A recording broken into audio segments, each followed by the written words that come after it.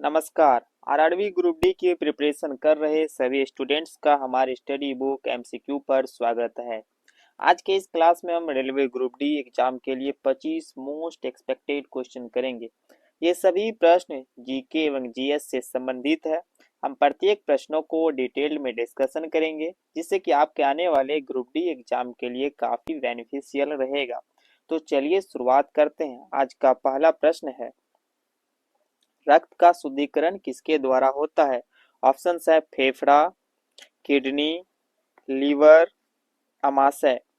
रक्त का शुद्धिकरण किसके द्वारा होता है? हम जानते हैं कि फेफड़ा जो है ये हमें शुद्ध हवा, हमें यहाँ ऑक्सीजन पहुंचाती है हमारे शरीर तक, और उससे जो डीऑक्सीजनेटेड हवा होती है उसको बाहर करती है। किडनी का काम होता है रक्त को अशुद्ध रक्त को शुद्ध रक्त में बदलना। किडनी का काम क्या होता है? अशुद्ध रक्त को शुद्ध रक्त में बदलना। तो किडनी रक्त का शुद्धिकरण करता है। इसका सही आंसर है ऑप्शन बी, किडनी। नेक्स्ट प्रश्न है, भारत रत्न से सम्मानित प्रथम व्यक्ति कौन थे? ऑप्शन है डॉक्टर राजेंद्र प्रसाद, पंडित जवाहरलाल नेहरू, सर्वपल्ली राधाकृष्णन, इंदिरा गांधी। तो भारत रत्न से सम्मानित प्रथम व्यक्ति कौन थे? डॉक्टर राजेंद्र प्रसाद देश के पहले राष्ट्रपति थे, पंडित जवाहरलाल नेहरू देश के पहले प्रधानमंत्री थे, डॉक्टर सर्वपल्ली राधाकृष्णन देश के पहले उपराष्ट्रपति थे, इंदिरा गांधी पहली महिला प्रधानमंत्री थी। तो भारत रत्न से सम्मानित प्रथम व्यक्ति कौन थे? ये थे डॉक्टर सर्वपल्ली राधाकृष्णन। भारत रत्न से सम्मानित होने वाले प्रथम व्यक्ति डॉक्टर सर्वपल्ली राधाकृष्णन थे। नेक्स्ट प्रश्न है, प्रथम ज्ञानपीठ पुरस्कार किसे प्रदान किया गया? ऑप्शन है डॉक्टर अमृता पटेल, महादेवी वर्मा, सुमित्रा नंदन पंत, जी शंकर क्रूप। प्रथम ज्ञानपीठ पुरस्कार किसे प्रदान किया गया? तो इसका सही आंसर है ऑप्शन सी, जी शंकर क्रूप को। नेक्स्ट प्रश्न है, पचे हुए भोजन का अवशोषण कहाँ पर होता है? ऑप्शन है अमाशय में, बड़ी आंत में, छोटी आंत में, अंतःग्रहण में। तो पचे हुए भोजन का अवशोषण कहाँ होता है? तो ये छोटी आंत में होता है। भोजन का प्रवेश सबसे पहले मुख गुहा में होता है, उसके बाद हम अमाशय में जाता है, फिर छोटी आंत, फिर बड़ी आंत। इसके द्वारा हमारे शरीर का पूर्ण पाचन होता है। नेक्स्ट प्रश्न है, श्वेत रक्त का जीवन काल है 120 दिन, 60 दिन, 40 दिन, 2 से 4 दिन। तो श्वेत रक्त जिसे WBC भी कहा जाता है, व्हाइट ब्लड सेल। तो श्वेत रक्त का जीवन काल कितना होता है? ये 2 से 4 दिन तक होता है। रेड ब्लड सेल, इसका जीवन काल लगभग 120 दिन होता है, जिसे रेड ब्लड सेल भी कहा जाता है, RBC भी कहा जाता है। नेक्स्ट प्रश्न है, ब्लड बैंक कहलाता है? ऑप्शन है स्प्लीन, लीवर, सेरेब्रम, अस्थि-मज्जा। तो ब्लड बैंक किसे कहा जाता है? तो ये स्प्लीन प्लीहा को कहा जाता है। अस्थि-मज्जा में ब्लड का निर्माण होता है, और ब्लड का जो बैंक होता है जहाँ ब्लड जमा होता है उसे स्प्लीन प्लीहा कहा जाता है। नेक्स्ट प्रश्न है, लार में कौन सा एंजाइम पाया जाता है? ऑप्शन है माल्टोज, सुक्रोज, लैक्टोज, टाइलिन। लार में कौन सा एंजाइम पाया जाता है? तो इसका सही आंसर है ऑप्शन डी, टाइलिन। लार में पाए जाने वाला एंजाइम है टाइलिन। नेक्स्ट प्रश्न है, रक्तचाप किस यंत्र से मापा जाता है? ऑप्शन है टोपोमीटर, स्फिग्मोमोनोमीटर, नाइनोमीटर, बैरोमीटर। तो रक्तचाप किस यंत्र से मापा जाता है? तो ये स्फिग्मोमोनोमीटर से मापा जाता है। नेक्स्ट प्रश्न है, DRDO का मुख्यालय कहाँ है? ऑप्शन है त्रिवेंद्रम, श्रीहरिकोटा, नई दिल्ली, पुणे। तो इसका सही आंसर है ऑप्शन सी, नई दिल्ली। जैसा कि हम लोग DRDO का फुल फॉर्म जानते हैं, डिफेंस रिसर्च डेवलपमेंट ऑर्गेनाइजेशन। इसका मुख्यालय न्यू दिल्ली में है। तो DRDO का मुख्यालय कहाँ है? न्यू दिल्ली में। नेक्स्ट प्रश्न है, मदर टेरेसा को भारत रत्न किस वर्ष दिया गया? ऑप्शन है 1980, 1981, 1979, 1982। मदर टेरेसा को भारत रत्न किस वर्ष दिया गया? तो इसका सही आंसर है ऑप्शन ए, 1981 ईस्वी में। मदर टेरेसा को 1979 ईस्वी में नोबेल का शांति पुरस्कार भी मिला था। इसे पीस प्राइज भी नोबेल का 1979 में मिला था। नेक्स्ट प्रश्न है, बोरलोग पुरस्कार किस क्षेत्र में दिया जाता है? ऑप्शन है संगीत में, सिनेमा में, खेल में, कृषि में। तो बोरलोग पुरस्कार दिया जाता है कृषि क्षेत्र में, ये कृषि से संबंधित है। तो हरित क्रांति का जनक डॉक्टर नॉर्मन इंजीनियर बोरलॉग था, इसी के याद में बोरलॉग पुरस्कार दिया जाता है जो कृषि क्षेत्र से संबंधित है। नेक्स्ट प्रश्न है, आकाश मिसाइल कहां से कहां मार करती है? तो इसका सही आंसर है सरफेस टू एयर, ये जमीन से हवा में मार करती है। तो आकाश मिसाइल कहां से कहां मार करती है? जमीन से हवा में। नेक्स्ट प्रश्न है, RH फैक्टर की खोजकर्ता कौन थे? RH फैक्टर की खोजकर्ता कौन थे? ऑप्शन है William Harvey, Jenner, Landsteiner, Louis Pasteur. तो RH फैक्टर का खोजकर्ता कौन थे?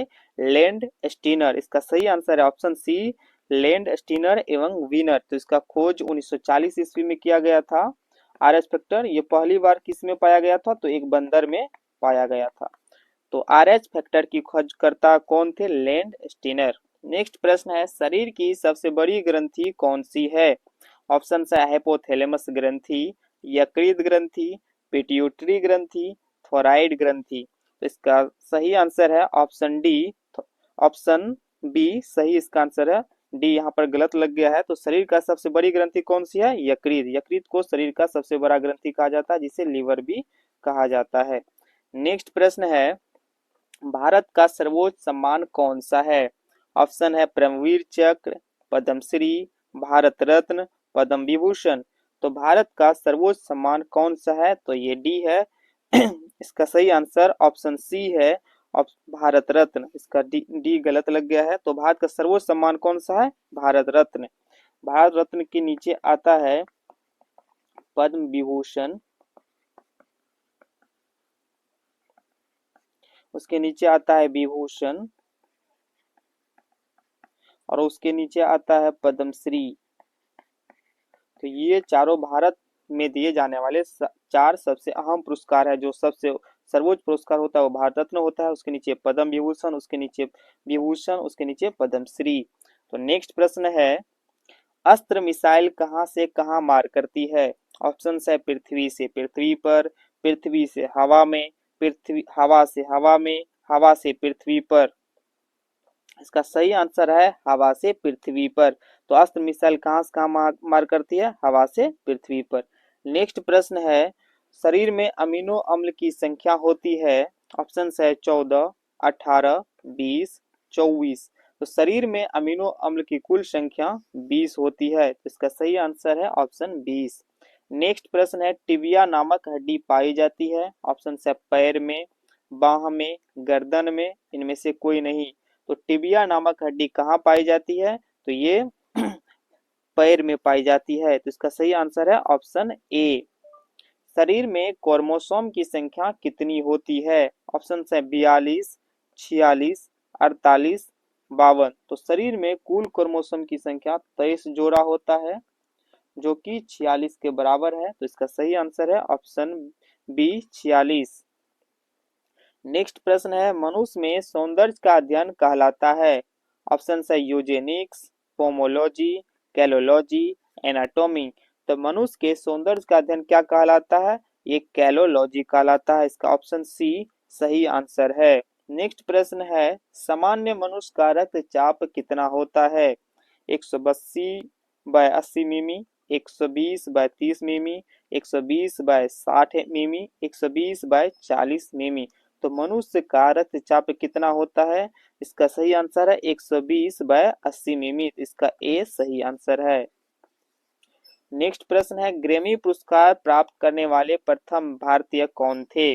ऑप्शन है महेश महाराज, दीनानाथ वर्मा, पंडित रविशंकर, पंडित विष्णु शर्मा। इसका सही आंसर है ऑप्शन सी, पंडित रविशंकर शर्मा। इसका डी सही आंसर है। नेक्स्ट प्रश्न है, सर्वग्राही रक्त समूह किसे कहा जाता है? ऑप्शन है ए बी, ए बी, ओ। तो सर्वग्राही रक्त समूह ए बी को कहा जाता है। इसका सही आंसर है ऑप्शन ए, सर्वग्राही एक ए को कहा जाता है, और ओ को सर्वदाता रक्त समूह कहा जाता है। ओ को सर्वदाता कहा जाता है, ए बी को सर्वग्राही रक्त समूह कहा जाता है। नेक्स्ट प्रश्न है, बजट को किस सूची में रखा जाता है? ऑप्शन है संघ सूची में, राज्य सूची में, समवर्ती सूची में, इनमें से सभी। तो बजट को संघ सूची में रखा जाता है क्योंकि ये केंद्र द्वारा जारी किया, राज्य द्वारा भी जारी किया जाता है लेकिन इसे संघ सूची में रखा जाता है। तो इसका सही आंसर है ऑप्शन ए। नेक्स्ट प्रश्न है, सत्यमेव जयते कहाँ से लिया गया है? ऑप्शन है रामायण से, महाभारत से, मुंडकोपनिषद से, इनमें से कोई नहीं। तो सत्यमेव जयते मुंडकोपनिषद से लिया गया है, इसका सी सही आंसर है। नेक्स्ट प्रश्न है, भारत में सर्वाधिक बोली जाने वाली भाषा कौन सा है? ऑप्शन है अंग्रेजी, बांग्ला, हिंदी, तेलुगु। तो इसका आंसर आपको कमेंट में देना है। भारत में सर्वाधिक बोली जाने वाली भाषा कौन सी है? तो फ्रेंड्स, ये थे हमारे आज के 25 मोस्ट एक्सपेक्टेड जीके एवं जीएस एमसीक्यूज। मुझे उम्मीद है कि इन सवालों ने आपकी तैयारी को और मजबूत किया होगा। अगर ये सेशन पसंद आया हो तो कृपया इसे लाइक एवं सब्सक्राइब करना ना भूलें और फ्रेंड्स को भी शेयर करें ताकि उन्हें भी अपनी तैयारी में हेल्प मिल सके। धन्यवाद।